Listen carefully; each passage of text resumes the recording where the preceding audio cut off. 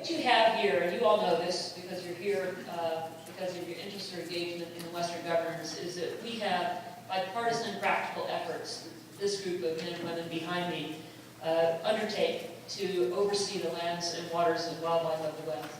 2013, the Western Energy Plan, which is a vision for 10 years, balancing both renewable and conventional energy, recognizing that many of these lands in the West, private, state, and public, do drive a lot of the energy development activity and the land-based activity that we have in this country. They came up with a crucial habitat assessment tool, or CHAT, cooperative effort of 16 Western states to provide the public and the industry with a high-level look at the landscapes. Where are the crucial habitats? Where are the areas that you want to develop, you're likely going to find conflict? And leading into that, I'm working with my team, led by the U.S. Geological Survey, on doing that on a broader scale. Taking what they've done with CHAT, doing it nationwide, so we can say, what are the areas that are too special to develop? What are the areas that have high development potential? Where do we need to run transmission lines or pipelines? What are the areas that are important to recreation or tourism or cultural sites for native tribes? And how do we support all of that by understanding those landscapes up front? And the Western governors did that with CHAT.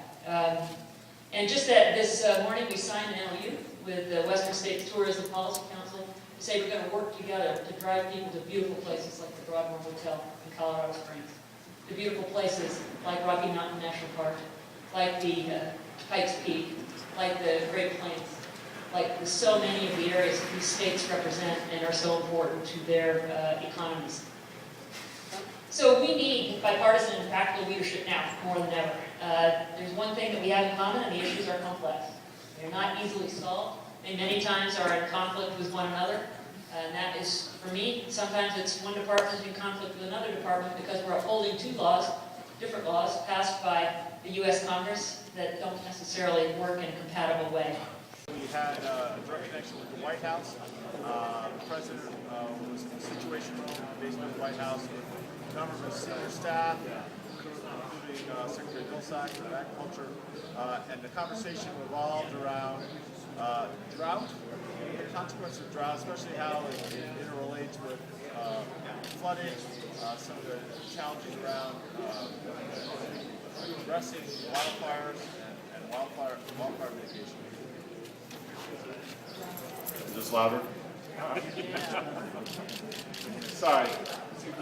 So for the first time in WGA's history, we had a direct connection with the White House. The President, a number of his senior staff were in the Situation Room in the basement of the White House, addressing concerns around the drought and especially how that's going to affect both flooding, but especially wildfires.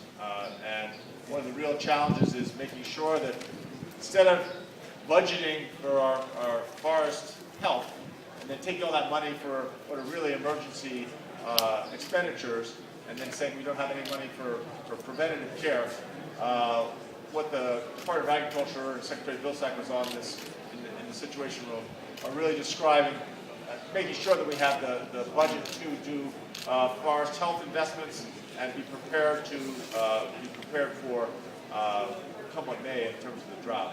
Certainly Colorado has a better than average snowpack, but that is not the case when you're looking at southern Nevada, southern California, and other parts of the West. Kansas is a state that has 5 seasons. Fire season always falls, usually somewhere between summer and fall, sometimes before. Significant to all western states. The state level, we actually, for the first time, set up a dedicated fire fund, so we're actually paying for the fires in advance, not balancing on the back of our next legislative session, which is often the case. Heartened that the same opportunities at the federal level, and I think it really does make sense to actually dedicate the money to putting out the fires, not robbing from the mitigation efforts and robbing from the opportunities to really do active forest management to fight the fires. We know that the fire expenses are going to continue throughout the West. They're significant, and we need to address them up front as opposed to dealing with it after the fact.